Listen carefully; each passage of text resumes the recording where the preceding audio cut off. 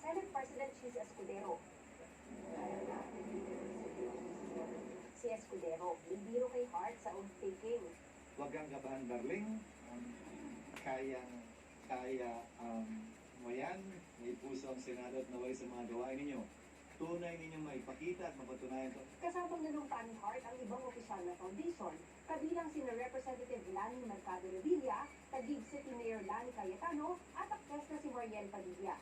Aminado si Hart na kabado siya. Kasi hindi ko naman ito mundo. I really want to do something and continuously, make a change na hindi lang siya para lang dahil artista na nalagay sa ganitong posisyon. I want to work.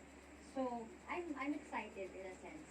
Ilan lang sa mga proyekto ng Senate Spouses Foundation ang feeding program sa iba't ibang orphanage at pagpapatayo ng wards sa mga ospital gaya ng Philippine General Hospital o PGH.